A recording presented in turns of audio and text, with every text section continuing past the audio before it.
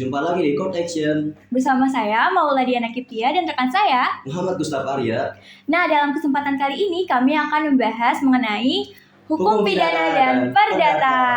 Oh iya, buat teman-teman yang belum sempat menonton konten Court Action kita sebelumnya yang membahas mengenai pengertian hukum pengantar hukum Indonesia, boleh langsung cek di channel YouTube kita ya. Oke, karena kali ini kita akan membahas hukum pidana dan perdata, akan ada beberapa hal yang kita bahas nih. Kira-kira apa aja sih yang bakal dibahas, Gus? Yang akan kita bahas itu ada banyak hal. Yang pertama itu meliputi definisi, yang kedua meliputi sumber hukum, yang ketiga meliputi unsur-unsur hukumnya, dan yang terakhir mengenai peran hakim dalam perkara pidana dan perdata. Gimana? Kalian kepo nggak sih sama materi yang akan kita bahas kali ini? Yuk langsung kita bahas. Ada baiknya pertama-tama kita bahas mengenai definisi masing-masing ya. Maula sendiri tahu nggak sih definisi hukum perdata? Apa sih sebenarnya, Gus? Nah, jadi hukum perdata menurut Subjekti itu adalah segala hukum pokok yang mengatur kepentingan perseorangan.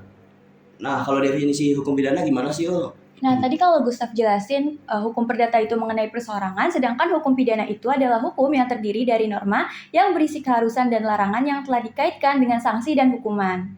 Nah, setelah kita membahas definisi, kalian tahu nggak sih sumber hukumnya gimana?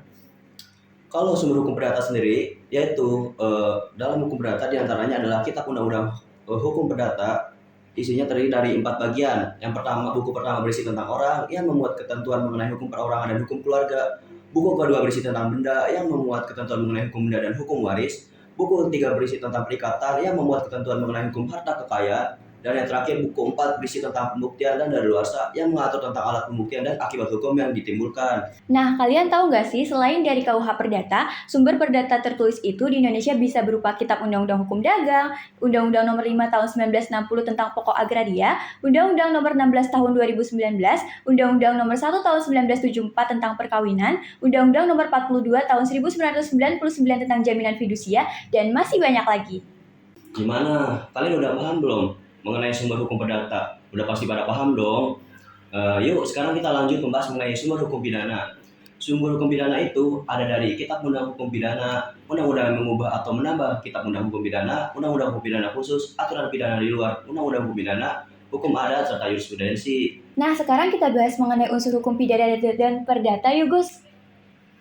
Jadi, menurut Titik Triwulan Tutik, meliputi satu adanya kaidah hukum tertulis yang terdapat dalam perundang-undangan, traktat, dan jurisprudensi. Dua, adanya kaidah hukum yang tidak tertulis yang timbul, tumbuh, dan berkembang dalam masyarakat. Yang ketiga, mengatur hubungan hukum antara subjek hukum yang satu dengan subjek hukum yang lain. Dan yang terakhir, bidang hukum yang diatur dalam hukum perdata meliputi hukum orang, hukum keluarga, hukum benda, dan sebagainya. Kalau di pidana gimana, Gus?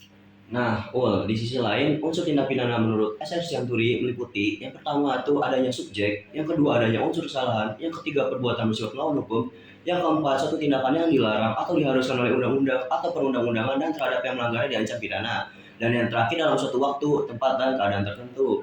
Nah, langsung aja nih yang terakhir mengenai peran hakim di dalam hukum perdata dan pidana, di mana dalam perkara perdata hakim bersifat menunggu, artinya inisiatif untuk mengajukan tuntutan hak keperdataan diserahkan sepenuhnya kepada yang berkepentingan. Selain itu, hakim juga bersifat pasif, di mana yang memeriksa perkara bersifat pasif dalam arti bahwa ruang lingkup atau luas pokok sengketa yang diajukan kepada hakim untuk diperiksa pada asasnya ditentukan oleh para pihak yang berperkara, bukan oleh hakim. Nah, kalau misalnya peran hakim di pidana gimana, Gus? Nah, justru sebaliknya loh, Wul. Di pidana, hakim itu sendiri bersifat aktif, yang berarti hakim yang tidak hanya berfungsi sebagai penengah pasif antara pihak-pihak yang berperkara, tetapi juga mengambil peran lebih proaktif dalam menggali kebenaran material dalam suatu perkara pidana. Ini berarti bahwa hakim dapat secara aktif terlibat dalam mengarahkan proses persidangan untuk memastikan bahwa semua fakta yang relevan terungkap, baik yang menguntungkan maupun yang merugikan terdakwa. Nah, sampai di sini dulu ya penjelasan kita mengenai hukum pidana dan perdata. Nantikan terus konten Code Action kita selanjutnya di channel YouTube UPS FH UPN VJ.